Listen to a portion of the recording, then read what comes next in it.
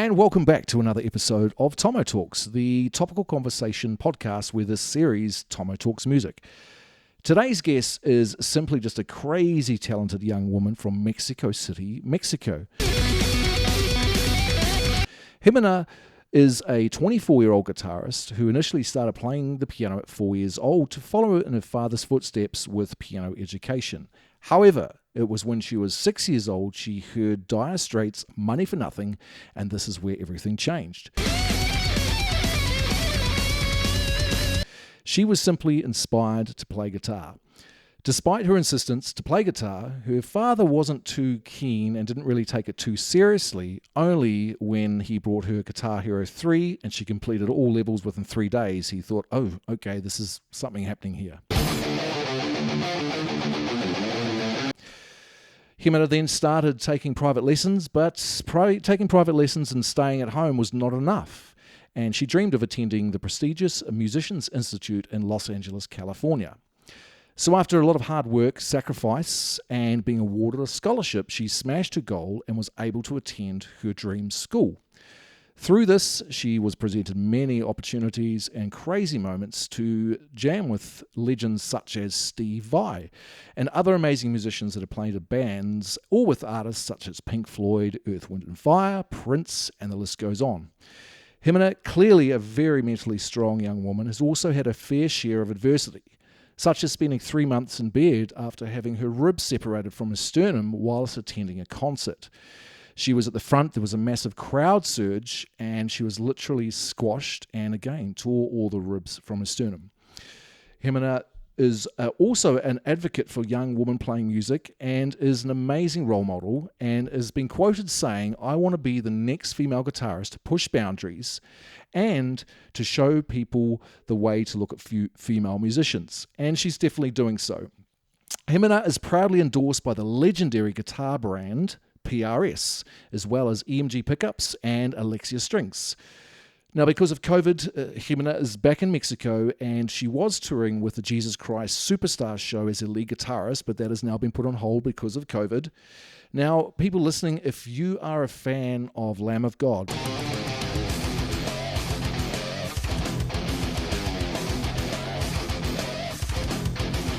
Slipknot, Steve Vai, Joe Satriani, Megadeth, and much more, Jimena is about to blow your mind.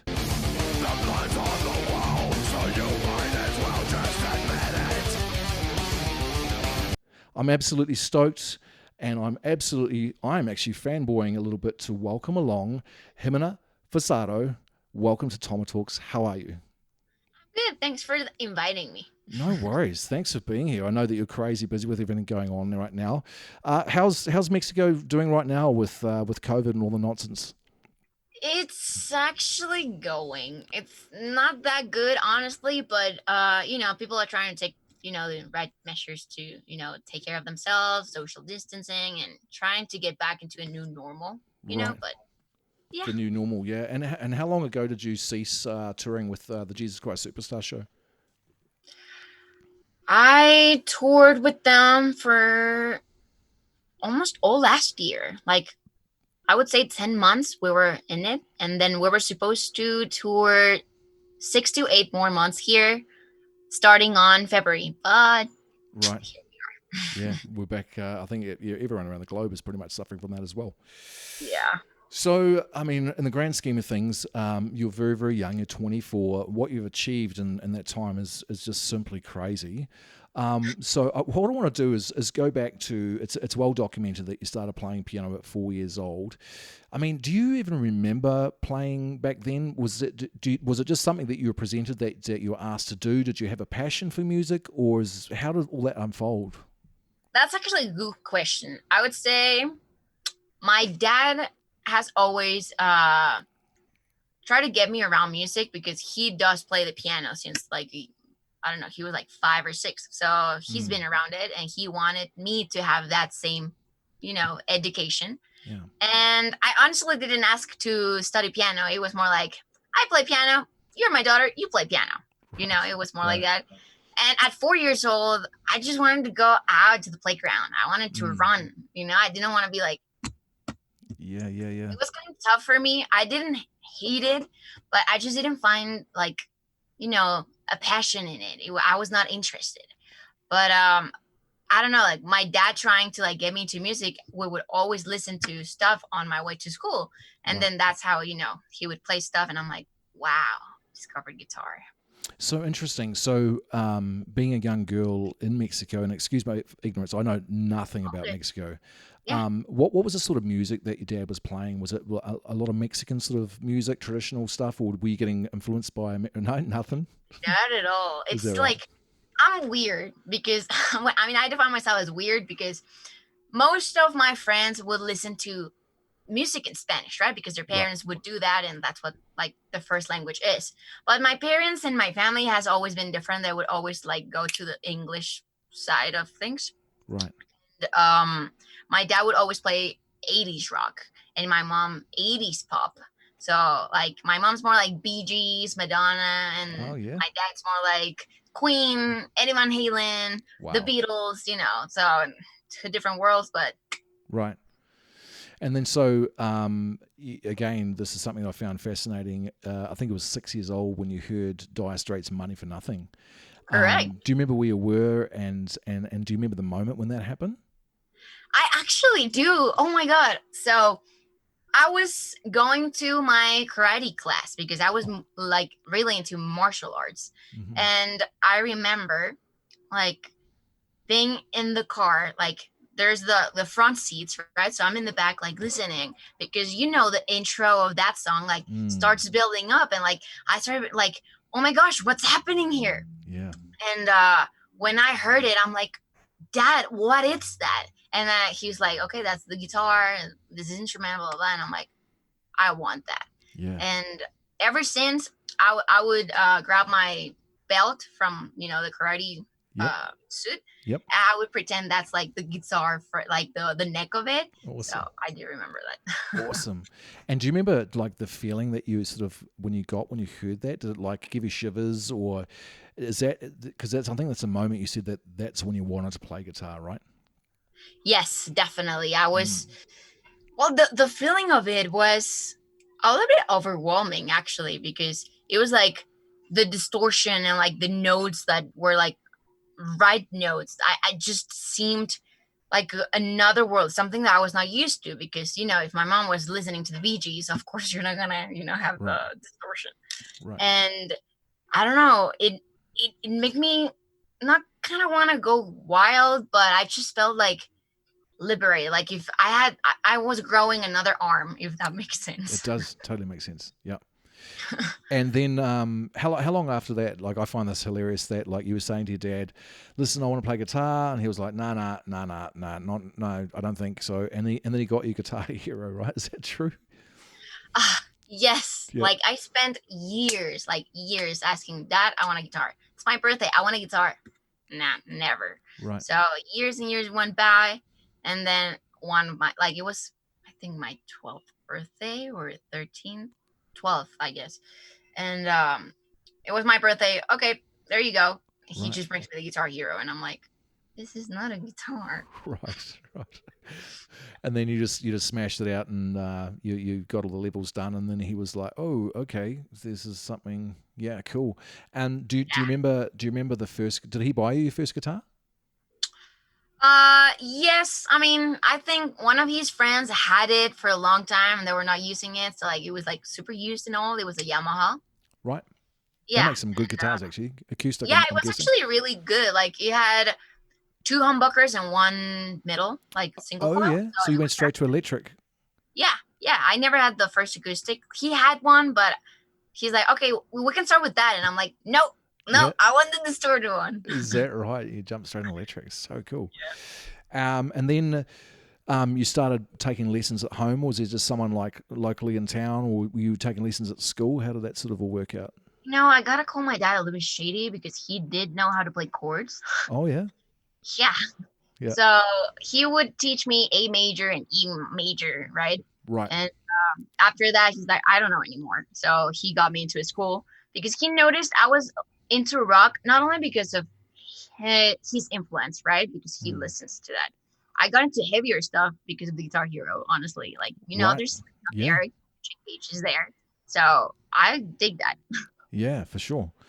Now, one thing I just want to touch on a little bit too, and as I said before we started recording, there's not too much known apart from, well, especially from New Zealand and in some parts where I live now, North America. We don't know too much about Mexico. We just sort of see what's on the news, or we see shows like Narcos or whatever, and that's sort of all we know. And you hear horror stories about going down south for vacation. What was it? You grew up in Mexico City, right? Yes, I was born and raised there. Right. And what was your experience growing up as far as like anything that we see that's dramatized? Was it anything like that? Or did you just have a normal life like a normal kid? I had a normal life, honestly. Like you could see like an American TV show, like Modern Family, Yeah. just like that. Is that Super right? normal. Is that Yeah, right? yeah, sure. I would say they do dramatize a lot the series that we watch on Netflix, but they show you the ugly parts. They will never explain. Mexico has cars, internet, Right. 5G. Right. People that I meet, they're like, but is there a TV in there? And it's like, bro, yeah, like it's Yeah. the same. I moved to the UK in 2003 and I lived there for 7 years before here in North America, and I met people that asked me if I rode kangaroos to school. And like, first of all, we don't have kangaroos in New Zealand. Yeah. I met people that thought there was a bridge between Australia and New Zealand you could just drive across.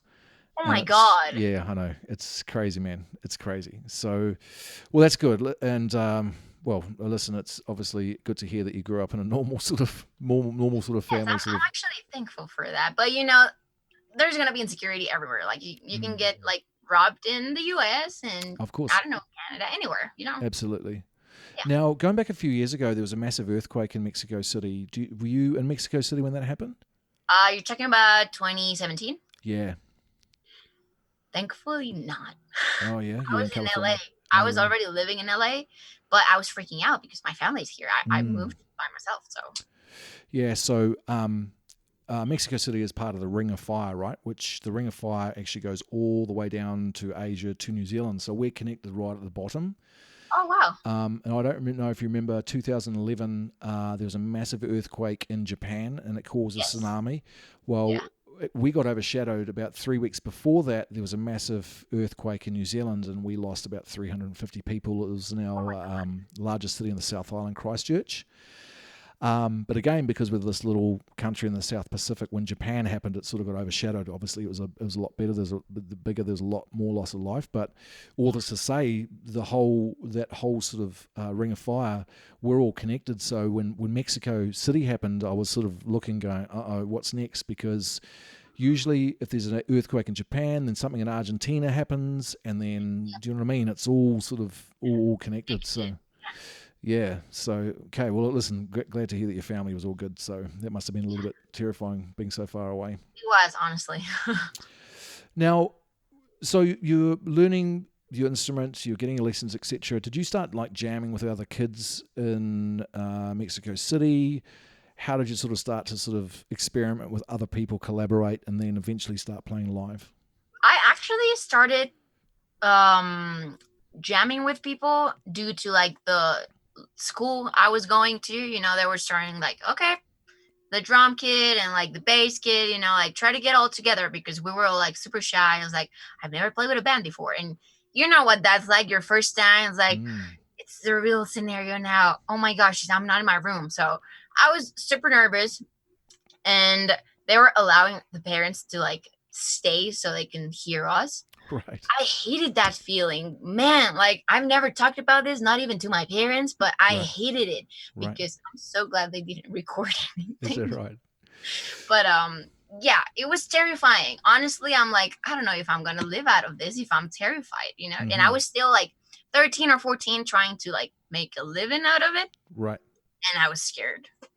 I remember the first time though when I first jammed with other people, because like playing an instrument, my first instrument was drums Oh, actually, nice. and you can jam in the schoolroom as we did, and you got your music there, or we can bring in those days cassettes along and jam to that. But it Right. wasn't until So the bass player of a band, I had a little band when I was 13. Her dad was a drummer, so we had a rehearsal at his place, and I got to sit on his kit. And his kit was a big, massive Pearl Masters, and it seemed like driving a Mack truck sort of thing. It was huge, but playing with three other people was just like that moment. I remember the first time, and it all sort of connecting, and it was just the wickedest feeling. Did you feel that, even though you had the pressure of your folks watching, did you sort of feel that same sort of connection? Yeah, it's kind of hard to explain, because it's like, okay, I'm in the moment. I'm trying to pay attention to a lot of things, but internalizing it too, like trying to Mm. understand it in my brain. So it was a little bit of overload, but I did enjoy it. I'm like, I'm just gonna do what I have to do, and like, if I don't know, if Billy Joe Armstrong looks cool, because I Yep. remember like fangirling to Green Day. Mm. So if he looks cool, I'm gonna try to do the same. Yeah, yeah.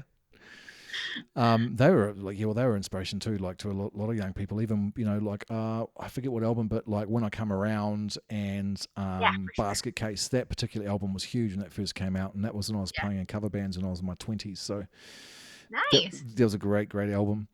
Yeah. So you started jamming and that. Did you sort of start any bands in Mexico City? Did you start playing live anywhere? What did you sort of get up to before you Yeah, left? actually, I attempted my first band when I was 15. I was middle school. I was already like, 3, 4 years into playing guitar, so I could move myself, around the fretboard and cover songs. And we started a band. We were not great either, but it was fun, because I was so keen on, okay, we need to have a name and we need to write songs. Like I was really wanting to like pursue it like more serious than ever. And I would say I would find myself writing things without even wanting it. Like ideas would flow. I'm like, okay, I think this comes easy for me, so I'm just gonna, push to that. Right. And interesting, you mentioned the age 15 there, because there was a moment that something pretty crazy happened. You were at a concert. You were up the front. There was a mass surge in the crowd, and you got squashed, and you tore your ribs from your sternum. Can you just walk us through that, the concert, and sort of what happened? Well, every time, people that know about that, they're like, were you into like a Slayer show or like a death metal band? And I'm like, no, if I tell you, you're gonna laugh. I'm like, why? Because it's nothing heavy. It was Simple Plan, Okay. right? Yeah. And we were in Six Flags. Oh yeah. Yeah, like they performed there, and I was like a huge fan because they watched my videos when I would upload them to YouTube and all that, and I wanted to be there. Like it's like my favorite band ever, and I would Mm. relate to the lyrics. So it started, and everyone starts pushing, like everyone gets excited, I guess, and like Yeah. push. But it got so bad that everyone lost control in the front, right? Because like Mm. it was super, super bad. I couldn't breathe. And then we couldn't like push everyone because you have like, I don't Yeah. know, thousands of people like Of course. push. Yeah. So it was actually hard. I was scared. But Now yeah. you were bedridden for a couple of months because of it, right? Yes. Actually, there were like tough months. I would be on the couch without even be able to like breathe. It would hurt breathing, talking, not Mm-hmm. even like sneezing. Oh yeah. But I could not do anything. So, And you had to get injections too, right? uh, the worst because not only the the ribs separated from the chest bone. Right. The thing is that it's all like cartilage, right? So that's Mm. like harder to repair than a broken bone where you like put a cast on it and Yep. don't move it. Yep. Plus, your ribs are meant to do this movement when you Mm. breathe, so it does hurt existing. Yeah. And so the nerves got damaged, and to accelerate the healing, which was the worst idea, they put shots like 8 across, Oh my my body, and it was not god. pleasant at all. It was not at all. And how's everything now? Like, is everything back to normal, or do you still find that there's a bit of pain there now and then, or is everything all good? I mean, there. They're okay right now. I think I've seen progress, for, I don't know, I'd say 3 4 years. They would still hurt. Like if it's really cold at night or something, they would start hurting. Or if I'm working out and doing like a lot of, either a lot of weights, or, I get pushed, it Right. could hurt. If I sleep facing down, it does hurt. Right. So I need to be careful on little things like that, or like I cannot go to roller coasters. Oh yeah. Yeah, I'm And, not allowed to because of the movement. and what about mentally? Like after that happened, and you're okay. Were you ever able to go back up to the front of a concert ever again, or was it just is it too much for you? Yeah. No, ever since that happened, I either buy tickets to have seats, Right. so everything's control, Yeah. or just go to the back. Like I had friends are like, "Oh, come on, it's gonna be fine," and I'm like, "No, it's not. I've experienced it." And they're Right. like, "I'm Yeah. gonna take care of you," and I'm like, "No, you're not. You're gonna be Yeah. into the show. Come on." Yeah. Yeah. So For sure. I just try to stay like away from the crowd if it's general admission. So everyone's, the doing the mosh pits, but I'm just relaxing. You're super lucky. That could have been a lot worse. Do you know what I mean? Like Yes. that could have been way Yes. worse. Okay, so moving on. So we're still before LA. What sort of started the thought process of you looking outside of Mexico and like pushing your craft and furthering your career? Did someone suggest the Musicians Institute, or were you aware of that? How did that sort of whole thing kick off? It was both, I would say, because I had other options. There's Berkeley, there's UCLA, and being in Mexico, you don't know what's out there, Right, like, right. so I had to research online and try to also see where my artist came from, right? So I discovered Jennifer Batten, graduated MI. Crazy guitarist. Yeah. Yes, for sure. And she's like my idol, one of them, because I have many. She It's so played for hard. Michael Jackson, I think, right? Yes. Yeah. Yes. And I think she was the first female guitarist for him. Yeah, you had a couple. Yeah. And I noticed that online, and it would pop up in the options, but everyone would, talk about Berkeley, right? Right. So a friend of my dad, who also plays the guitar, recommended, why don't you just go to MI? And I'm like, why? It's like, first, it's closer, so your dad doesn't freak out. And second, like a lot of people have graduated there. And I'm like, oh yeah, Jennifer. And she's like, yeah, and Senator Gates and everyone. So I decided to just, apply. Right. And let's talk about the scholarship. How did that all come about? Well, it was funny because I wanted to apply. I wanted to apply to like different schools, but then looking at the tuition, I'm like, scholarship or nothing. It's gonna be hard, much more knowing that the currency is gonna be different because here's Mexican pesos and it's way less than dollars. Yeah. So I applied to it, and I applied to several, and then that's the one that I got, and I'm like, dude, if I got it, it's for a reason. I'm just not gonna deny it. A lot of people would appreciate it, so go for it. It's Awesome. a sign. Yeah. And so how long from getting the information that you had won the scholarship, accepted all that, how long until you actually made the move? To enroll in school? No, or to actually to move to LA. scholarship? To move to LA. I don't know. I mean, I applied while still being in high school, just to be safe, right? Yeah. And we were about to graduate, and I got accepted, but without the scholarship yet. Okay.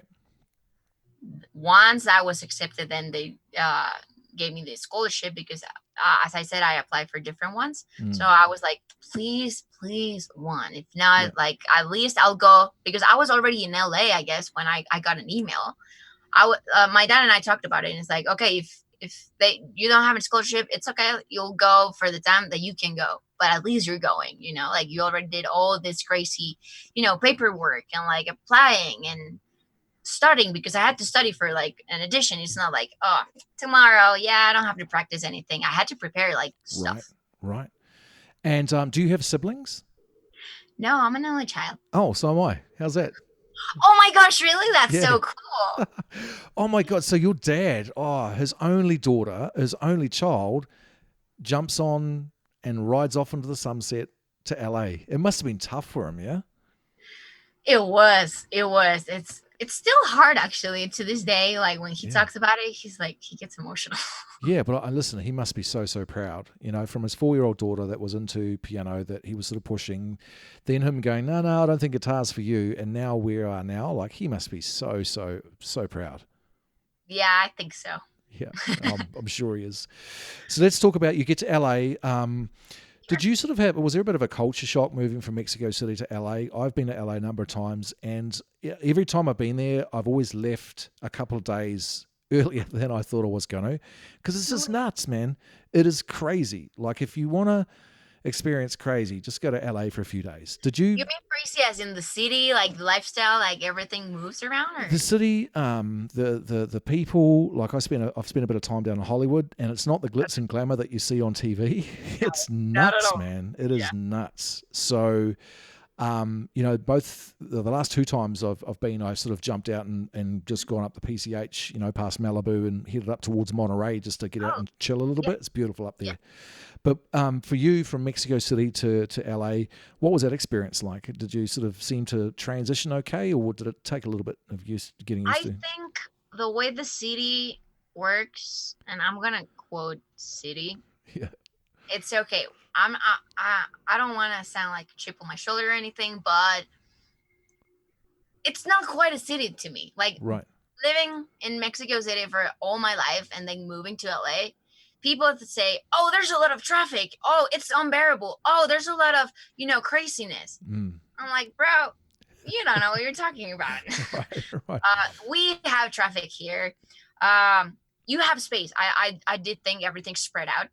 Yeah, I'm used to like you see mountains there. You see air. right. People say, "Oh, LA is so polluted." I'm like, oh, come on, Yeah, let's go to Mexico and you'll find out. yeah, Here you barely see the sky and there's no mountains. Even though we're in the valley, like the city's valley, exactly.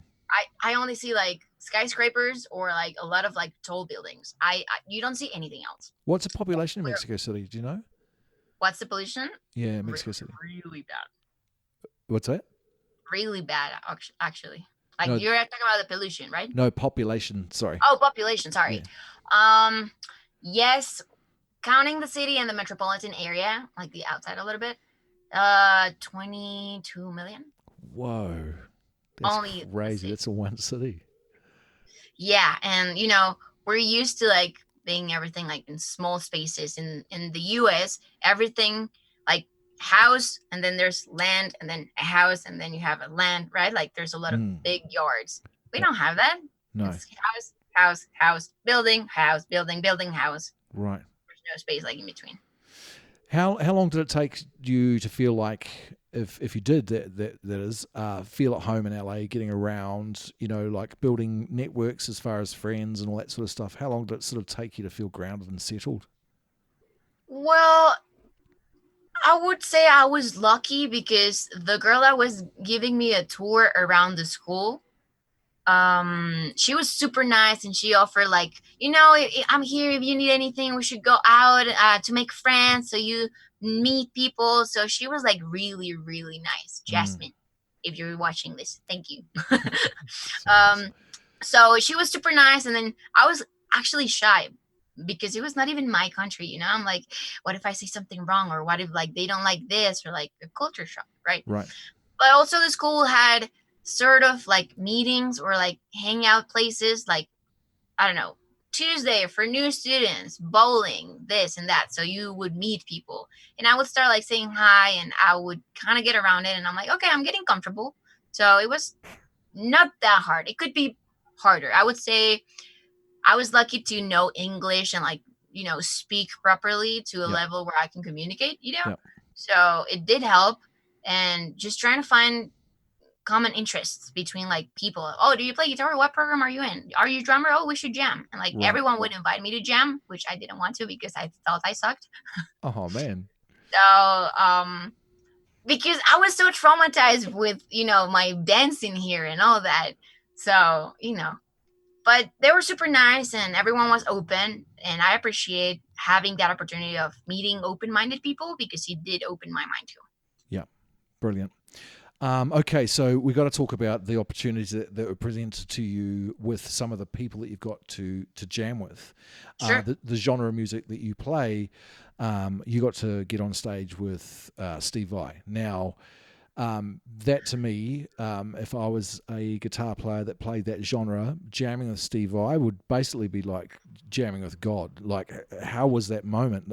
How did you find out about that? Was it set up, or was it something that just happened, or how did that go down? Honestly, I was not expecting to jam with him Right. ever. Honestly, as I was saying, it's kind of the best and the worst day of my life. You know why? Because I went blank. Like at that time, I was 21. I was already enrolled in MI, so I know theory and stuff like how to move around. Mm. But when you have Steve Vai in front of you, it's like, as you said, God. So it's like I couldn't stutter because I was not speaking to him, but I started here, right? So I totally forgot the key we were in. Totally forgot everything that I learned in school. My legs were shaking. So if anyone is gonna troll the video that's on YouTube, my legs were shaking. I was like running out of air. I was super nervous. Right. But the way that it happened is because he has like the Steve Vai Academy, right? So I attended there and people were trying to like jam with each other, and then Steve Vai shows up and like, okay, I'm gonna jam, who's down? And I'm like, Wow. Even though you say that it was, maybe one of the best but worst days in your life because you forgot a few things, I'm sure you still learnt something out of that, right? Like I'm pretty sure if you look back, you would have taken a couple of things really valuable out of that to where you are now. oh, for sure. That will probably, help you in the future. Is there a couple of things that were very apparent learning moments from that you've taken forward that you realize? Yes, I would say believe in yourself. It doesn't matter who you're with, we're all people, right? Right. So breathe, relax, do not overthink things, and just do your best. If you're doing it, like at least you're trying. It's worse staying stagnant, Right. and like not doing anything. So be easy on yourself, I would say, and try to not do more than I would say also. I think the first thing you nailed though was just believe in yourself. Like just talking to you for the short time, you said that people asked you to jam and you didn't want to because you didn't think you were good enough. Like you've obviously always been a little bit too hard on yourself, which can be a good thing too because that always pushes us, right? If we put pressure on ourselves, Yeah. that makes us work harder, and that sort of transitions into the next thing I want to talk about actually, and that's being a female playing in the music industry and playing guitar. Yeah. Have you felt that you've had to work harder to prove yourself with music? Yes, unfortunately, I would say, well, it's not 100% bad or negative, but it kind of has its pros and cons. As a woman, you have to kind of prove to yourself and prove to others because you get looked down, Right. right? So it's, first of all, music is always being for usually bands that are from guys, right? From the 80s, the 60s, back Yep. in the day. And much more guitar. It's an instrument that it was, a lot of like male guitarists, right? So generation after generation has changed, mindsets and stuff, but I still think we have a long way to go. But I appreciate, trying to break stereotypes and having like other amazing women trying to, strive for the same thing, like equality, and like, dude, it doesn't matter if my body is one way or the other. Like, we all have the same hands, we have 10 fingers, Right. and we play, right? It doesn't matter your gender. Exactly. It doesn't matter what color. It doesn't matter what nationality, and that's the Exactly. thing I love about music. It's like another language. Like you could get together with someone from Mexico that doesn't speak English, someone from New Zealand that does speak English, someone from Japan, and be able to communicate just playing music, right? And I love that. I honestly Yeah, love that. yeah, it's incredible. What would you say would be the worst thing you've encountered about being a female in music and trying to sort of push your craft even further? What would be the worst thing that sort of happened to you? Unfortunately, there's more than one answer to that. Okay. I would say, well, I'm gonna give few of them. When I was a teenager and I would go into a guitar store and I'm like, oh, I want to buy a guitar. That looks good. I want to try it. I would be like, hey, sir, can you take that guitar so I can try it? They would be like looking at me like, mm, sure, Right. give me a second. And he would just keep talking and like, once he gets it, he would plug me into an amp that's this big. And I'm like, Right. but I want that amp that's like a 50 or 100 watt. Mm. Oh no. Those are not able to like use for now. Right. Yeah, you can only use that one. But like with that sort of attitude and like a bad vibe, Mm. So I'll be like, okay. And then I start playing, and then he would turn around. My dad was even there. He would see that the dude turned around and like, oh, do you want to try this? And do you want to try that? And now then he changed Right. his way Right. of actually treating me. So I encountered that a lot, or people saying, oh, you're just doing that for attention, or you're trying to sell yourself, like sell your body or whatever, Oh, because Jesus. I see a lot of people doing whatever online, like sometimes showing like nothing, right? And they just the instrument or whatever. And not only girls, honestly, but the ones that we always get picked on is girls. Oh, Yep. you're a girl. I'm gonna just, troll you. And like a lot of girls out there might, agree with me that Yeah. comments are really nasty. And not only that, we get DMs, and I talk to friends from NAM that I meet there. We're all guitarists or musicians in general, Mm. but it's like, dude, there's so many dudes sending me this on Instagram or my DMs, blah blah blah, and it's actually insulting. It should Totally. not matter as a girl. No, it shouldn't. And I had a conversation, and I spoke to you before we started recording an episode I did with Tora. Yeah. You know her; she's an incredible guitarist and just a lovely lady. And I asked her, By the way, if you're watching, she's brilliant, mate. yeah, And I asked her if she read her comments on Instagram, because I don't like reading comments, because I don't know, I'm a human being, mate. We're a little bit sensitive, and I don't want to read something that's going to put me in a bad mood for the rest of the day. And exactly. She said, without a doubt, she reads every single one, because she wanted to create a platform that was safe for other young girls that could come to feel safe, get inspired. And she used to get a lot of comments about her body or the way she looked, and sometimes DMs like you were suggesting. And then she would actually call them out, and she would send them a DM and go, what the F is up with you, man? Like, stop it. I'm not putting up with this BS. And she said it took a little bit of time, but now if she looks at her feed, there's no more trolls, there's no more derogatory comments, but it took a bit. Yeah, sure. Which is a shame, and like what else is a shame is again, I said to you before I started recording, I've been following you for a while on Instagram, and there's some incredible female musicians online. There is a portion though that really lean into the sexuality side of things. Do you know what I mean? And it gets to a point where it's tough. Like, hang on a minute, what's your brand here? Are you a musician, or are you trying to be a bikini model? And it's right. Yes, I do agree with you, and thanks for saying it. I didn't want to say it, but I gotta say it. Yes, and I mean, to each their own. If they want to do it, and if they have the body and they want to show it off, by all means, girl, you do you, and it's awesome. I admire you for that. Right. I just don't find myself doing that. No, I don't think you need to, because your talent speaks for itself. So. Oh, thanks. I appreciate that. And if I want to do it, it's because it's the right occasion, right? Like if I'm in the beach, of course I'm going to be wearing a bikini. Like, of course. But, I'm not going to wear a bikini to like play a lick, Yeah, for sure. So, but there's nothing wrong with it. If you guys want to do it, it's totally fine, But I don't know. I just think there's different ways, but I always say that I wanted to show the talent first, and then the rest. Like if the rest comes, great. Like I'm trying to get in shape, this and that. Okay, cool, do it. But try to see what your goal is. I guess. No, I think you're nailing it. Thanks. Now, PRS guitars, amazing guitars. amazing legacy and some incredible artists that play that. First of all, I find that is odd the right question? I don't know. It's just I find it's a unique sort of guitar to go for. Talk us through. I know that you said that you tried Fender and you've tried Gibson, and listen, Les Pauls weigh the size of feel like a truck around your neck. I've had a Les Paul around me a few times.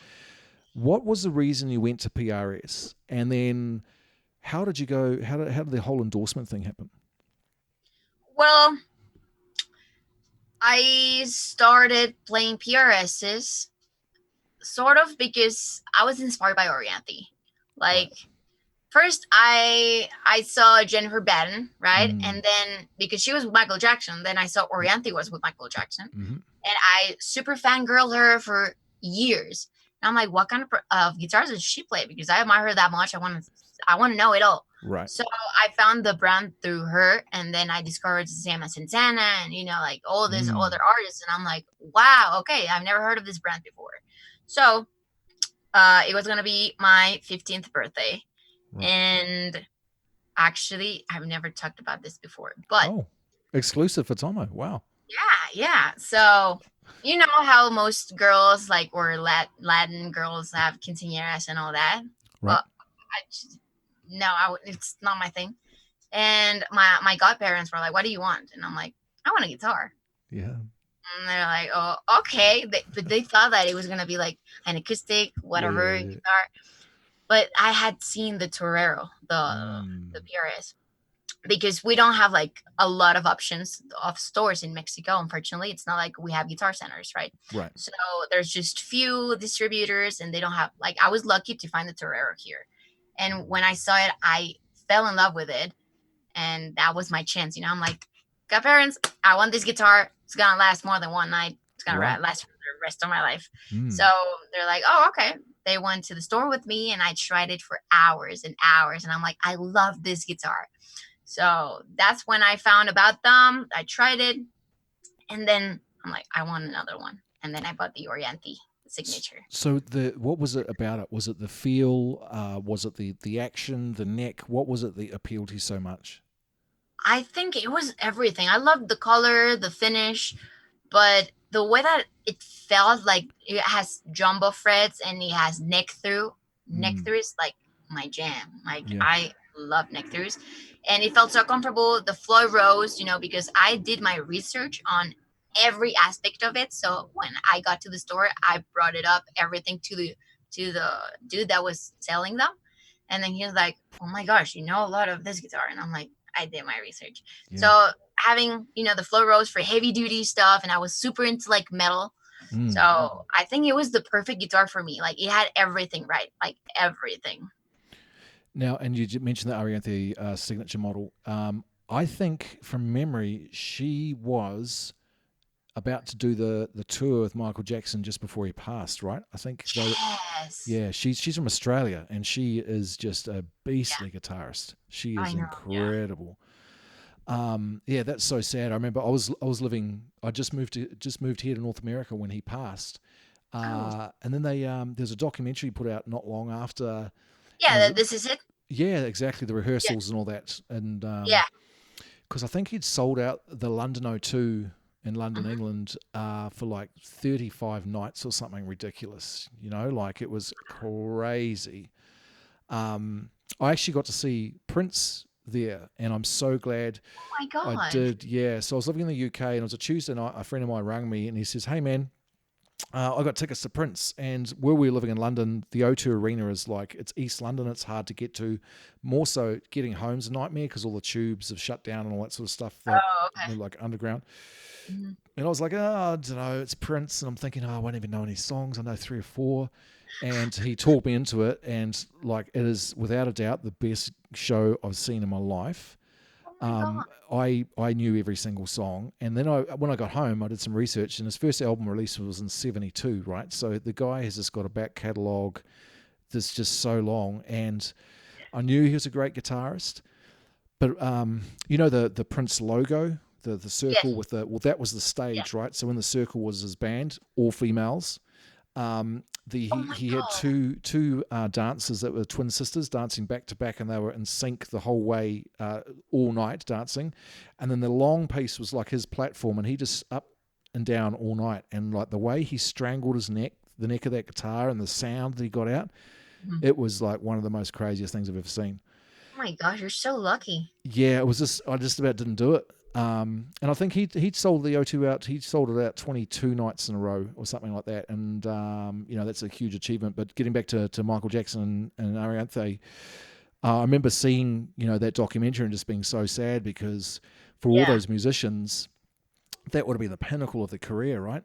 And it Oh yeah, just for sure. didn't happen. It must have been terrible. Yeah. Okay, so you got your PRS. How did the endorsement happen? Well, it was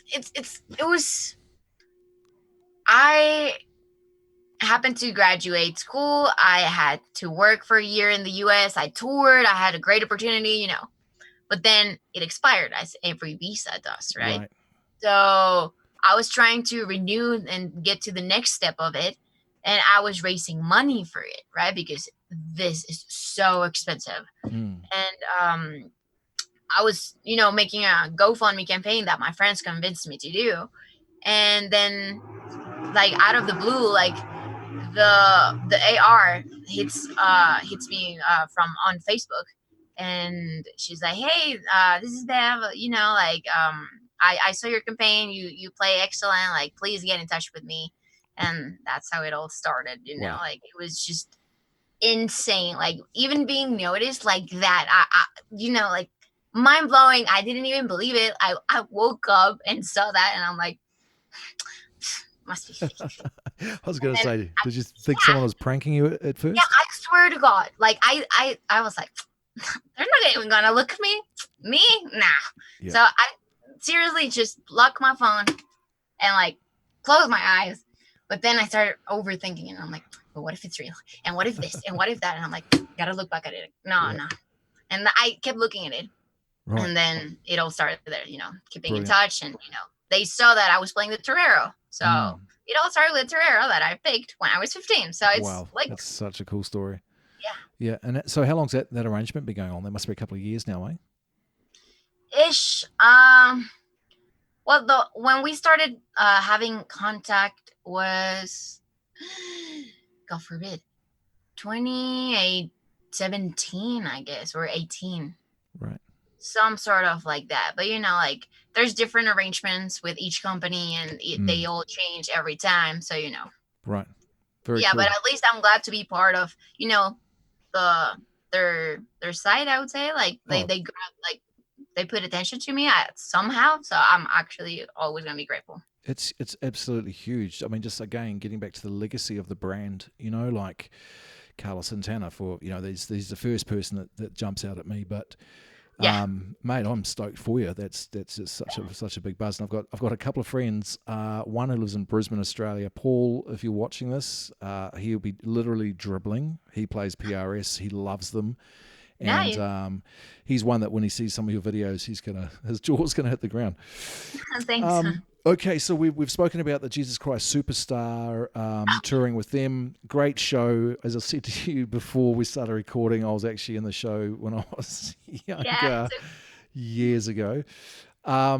What's it been like touring with that? It's a great show. It's got some wicked music in it. And how many? Because you did quite a few dates. I saw the list of dates there, and you were working pretty hard with that, right? Yes, we did. Actually, we had a residency in Mexico, Right. in Mexico City, in a theater, just so Mm. like people can go. Like, we would offer 5 shows a week. Sometimes there Right. would be 6 shows a week. Mm-hmm. And once like the season sort of ended, we're like, okay, so we're done in the city. Let's go all over Mexico. And like, I've never been out Mexico City. Like, I was born and raised and never went out. If it's not LA, I've never been even out of my city. Right. But so it helped me to see a different part of my country and meet different people, great musicians, by the way. Like, I I'm bet. blown away by their knowledge and like the way they have groups and fields, and like we could just jam, and like we're so good friends. Like, I would say they're my big brothers. Right. Honestly, like we would always pick on each other, but like in the best way possible. The musical director has showed me and taught me a lot. I would say I've learned in this musical so much that I didn't even learn in school. Why? Because in school, of course, they're gonna teach you stuff, but the real world will teach you and give you a whole different perspective of what is it Exactly. like to like sound check in like arenas. What is it like to sound check in like bars? What is it like to like read this or like change the way that the arrangements go with the lights and with the dancers and like the Mm. actors. Like it's a lot of production going on that I was not even aware of. For sure, little things too. What if something goes wrong during a song? You can't just stop, right? Like if your string Oh breaks my or god, like we like the play. You know yeah. that it changes like beats and like keys and like time signatures like Mm-hmm. crazy in just one song, right? Right. So we do have in the in-ears, it was my first experience with in-ears. Right. We do have the click tak tak tak Yeah. that that that that that that, that right? But if you lose a click, Mm-hmm. you're lost, right? Yeah. So there's been times that we know, dude, if the click goes, we are Right. dead. Yeah. Yeah. Yeah. Yeah. you know, uh, Yeah. Yeah. and there's been times that the lights go off, like there's no power. So Right. all the Right. emergency power goes to the, to the stage, but the computer that's in charge of all the images and the click, it's Yep. gone. We're like, okay, just resist band. So the MD is on the phone, on the microphone, saying, okay, we can do this. Just keep counting. Come on, like drummer, this is your chance to shine. Yeah. So You've we got would one go through job, like, drummer. yeah, like the overture, like the very first Mm. song that Mm. happened, Mm. and like we're in changing from 4/4 to 7/4, and like the 5/8 and all that. So it was like the worst and the best final test ever. It's like, okay, I think I graduated now. Right. Like, Yeah. For sure. Yeah. yeah, but Yeah. I'm grateful for an experience like this. Well, that's the thing. I mean, going back to your school, you can learn all theory. You can do all your scales until you're blue in the face. But when you're playing live and things do go wrong, and you can prepare for everything, and that one thing you just didn't even think would go wrong goes wrong, right? So it's being able to adapt and just sort of, because the thing is, 90% of the time, and obviously when the power cuts out, that's a big deal. But 90% of the time, the people watching, they don't usually know that there's something gone wrong if Right? you Yeah, just carry on. Like if you make a big deal out of it and like, oh my god, or whatever, then it's like, oh, what's going on? yeah, But if you just sort of, yeah. They're like, oh, it's part of the show. yeah, exactly. Yeah. Cool. So, is there any whispers of when that could be kicking off again? Is there any sort of whispers of when Yeah, you could I be mean, sort of technically, we were told that we would go back on November. I don't remember the date, honestly, right? but November would, like, hopefully we can get back, because the theater for each show has like 2,500 seats. So, like, Right. if they go 30% as the law requires right now, Mm, like the producers are like, well, just 30% of the theater doesn't make up for all the expenses of the whole show, because right. there's a lot going on. Yep. Yeah. So November is when it'll either be yay or nay. What's your feeling? Do you think it's going to be pushed to next year? I don't want to say that, but yeah, Right. maybe. But I just miss going back, like the adrenaline you have Yep. before hitting stage, and Yep. just knowing like, In the okay, get green ready, room. everyone, come on, gather Yep. around. Yep. I miss that Yeah, I so bet much. you do. Yeah. So just getting towards the end now, I always like to go back and listen. You're so young. You're 24 years old, and as I've already said, what you've accomplished so far has just been extraordinary. But if you could go back to your 6-year-old self when you heard "Money for Nothing" the first time, could you or would you tell yourself to do something different? Would you change anything you've done? What's like just for this moment? I know it's tough, but any reflection moments of you do anything different, and what would that be? Oh God, I would say don't take a no. Yeah. Personal, don't take it personal, but don't settle for every no that you hear, because you're gonna hear a lot. Mm. But the yes that you hear, it's gonna make up for all of the no's you got. All the no's. Brilliant. And what's some advice you could give to some young girls? Say if there's a parent of a 6-year-old or a 10-year-old or what have you, of a young girl that's showing a little bit of interest, whether that be listening to music and tapping her fingers in time, or she's got a ukulele that's not in tune but she's strumming it and just making noise, but Yeah. there's something there. What would be the advice that you give to parents, or even if there's young girls watching this right now? I would say to parents, encourage them. Don't be like my dad. um, it's just, if they have it and they enjoy it, like, I think the best thing that could happen to someone is finding the passion in music, because it's actually hard to explain just with words, like what the passion of music feels like. We all Absolutely. feel it, Mm, but explaining it to someone, it's hard. yep. um and you could spend hours and hours, but if you don't enjoy it, and like, you have to get the spark and don't lose it. And it's hard because we all do as musicians. We get discouraged, we're super emotional, we take everything like super light or super hard, like we're Right. like super extremists. But I would say encourage, if you have kids, encourage them, if they like it, if they find love in what they do and the passion, just, you know they'll find their way. I think we Yep. all do at some point. Yeah, you're right. Yep. And what's coming up for yourself? 2021. I mean, obviously, COVID has a lot to do with how everything's going to turn out for all of us.